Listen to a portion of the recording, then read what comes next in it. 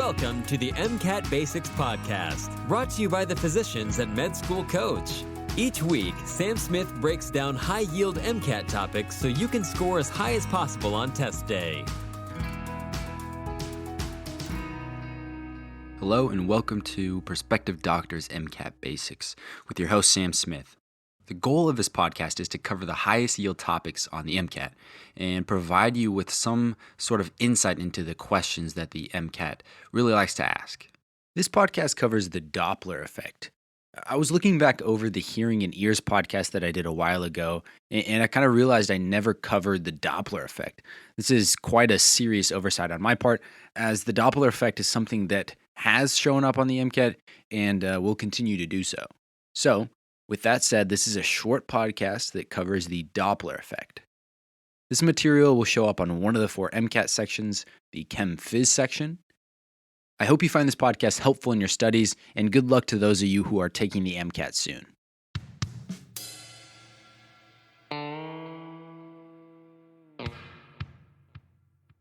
Okay, so I'm going to go over a few different things here. I'll kind of first start with a conceptual definition and understanding of what the Doppler effect is.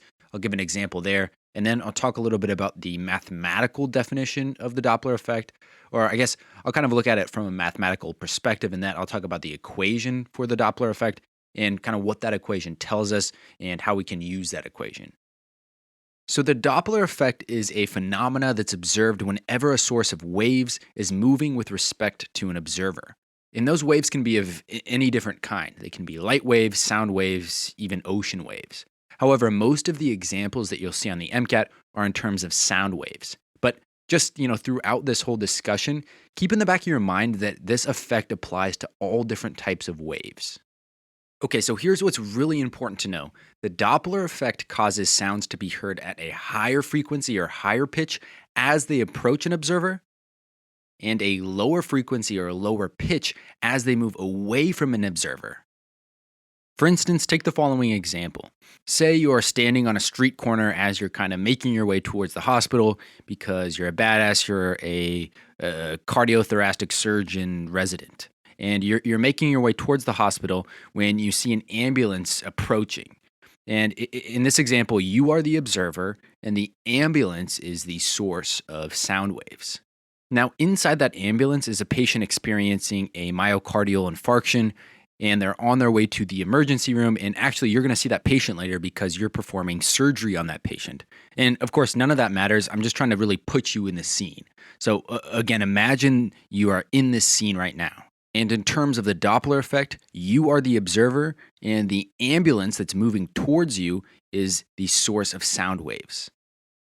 Now, as this ambulance approaches you, what you notice is that the sound coming from it is a little bit higher in frequency or higher in pitch. Then as it passes you, the frequency of that sound or the pitch of that sound drops. It sounds a little bit like this.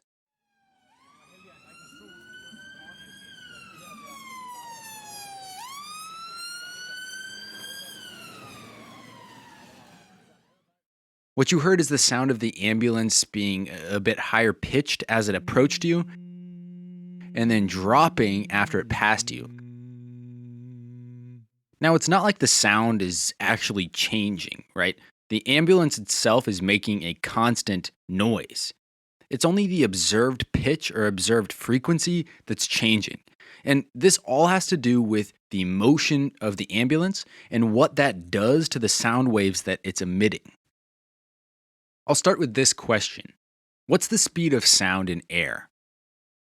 It is 1,100 feet per second, or 761 miles per hour, which, by the way, is as fast as some jets can fly. Hence, you've heard of jets breaking the sound barrier. That's because they're going faster than 761 miles per hour, or about that.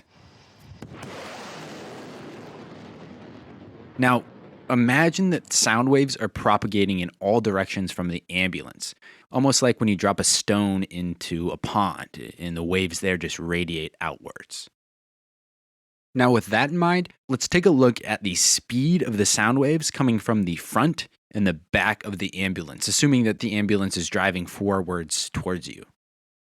The speed of the sound waves at the front of the ambulance, or I guess propagating out in front of the ambulance, are going the speed of the ambulance plus the speed of sound. These waves are basically getting a boost from the ambulance because they're traveling in the same direction that the ambulance is traveling. So let's say that the ambulance is traveling 60 miles per hour, and we know the speed of sound is 761-ish miles per hour. That means that the sound waves that are propagating out of the front of the ambulance are going about 820 miles per hour. On the flippity, the speed of the sound waves behind the ambulance are going the speed of sound minus the speed of the ambulance, which comes out to be about 700 miles per hour. Now, that's a huge difference, right? The sound waves that are propagating out the front of the ambulance, or I guess in the direction of the front of the ambulance, are going 820 miles per hour, and the sound waves that are propagating out the back of the ambulance are going about 700 miles per hour. At this point, you might be like, okay, but how do wave speed and wave frequency relate? In other words, how is the speed of these waves related to the pitch or the frequency that I hear them at? And this is where I want to go back to thinking about the sound waves propagating from the ambulance like waves in a pond. So sound frequency is equal to the number of sound waves that pass through a point during a period of time. In other words, if I was a little bobber, like a little fishing bobber, the ones that are multicolored, little spheres that float in a pond when you're fishing, if I was one of those, and we're talking about the waves in a proverbial pond being like sound waves, then this is how many waves from that pebble pass through and make me bob up and down per time. So like per second, per minute, whatever unit of time you want to use. So the faster sound waves are traveling, the more they're going to go through a single point in space, and therefore the greater frequency that they're going to have. So that's all to say that sound wave frequency and wave speed are directly proportional. So when the ambulance is approaching you, the speed of the sound waves coming towards you is greater than when the ambulance is going away from you. Thus, the frequency that you hear as it approaches is greater, like this, than after it passes you when it sounds like this.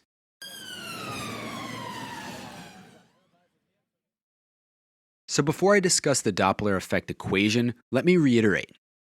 The reason that the sound waves emanating from some object that is traveling towards you sound higher in pitch than the sound waves emanating from it once it passes you is because these sound waves are moving faster when that object is in front of you coming towards you than they are once that object passes you, and now they're coming essentially out of the back of the object towards you.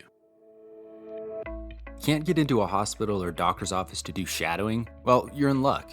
A fourth-year medical student and I just produced a virtual shadowing video series that is also a podcast.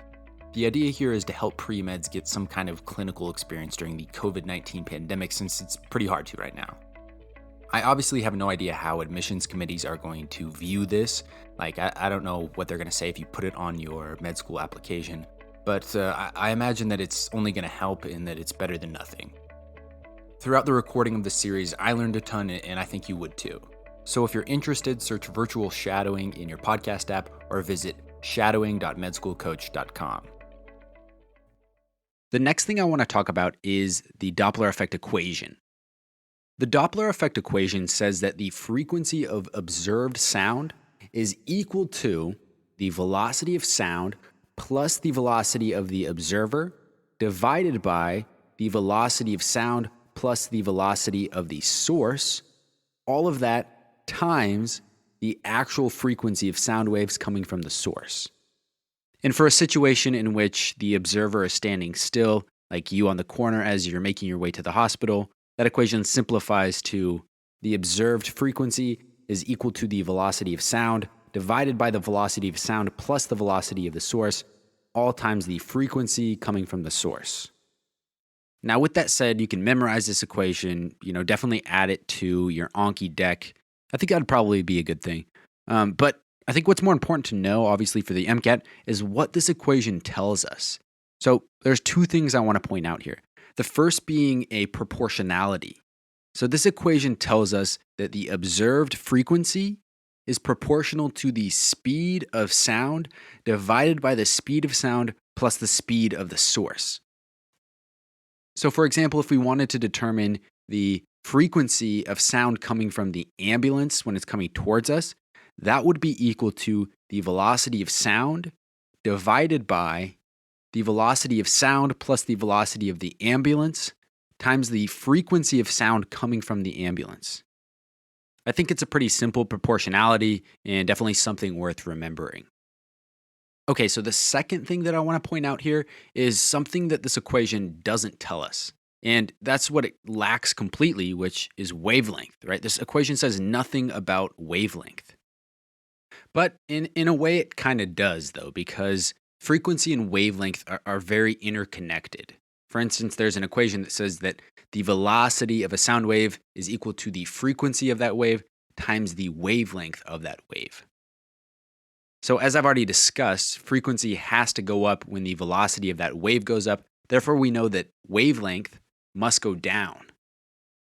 So basically, when the ambulance is traveling towards you on the corner, the wavelength that you're observing is less than the actual wavelength that is being emitted from that ambulance. And once that ambulance passes you, the wavelength that you observe is greater than the real wavelength that that ambulance is emitting.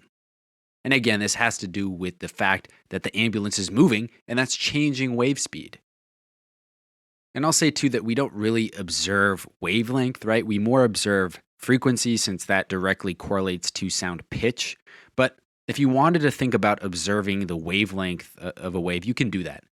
Just remember the equation velocity is equal to frequency times wavelength. Wavelength and wave frequency are inversely related. You know, I could see the MCAT being a little bit tricky and asking about wavelength in a Doppler-like situation. So in that case, you'd have to use this equation that I presented, the Doppler equation, solve for the observed frequency of the wave, and then plug that into the velocities equal to frequency times wavelength to then solve for the wavelength of the observed sound waves.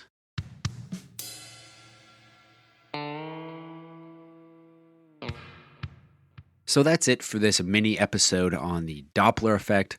I hope that you found it helpful, and I'm sorry to those of you who maybe listened to the Hearing and Ears podcast and were like, whoa, what the hell? Why did you not talk about the Doppler effect? I did now.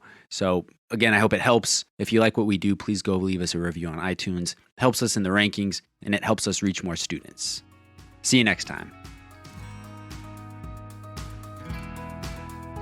Each episode of MCAT Basics is brought to you by Med School Coach. To access Med School Coach services, including MCAT tutoring and medical school admissions advising, visit our website at medschoolcoach.com. Good luck as you prepare for the MCAT, and we hope you tune in again next time.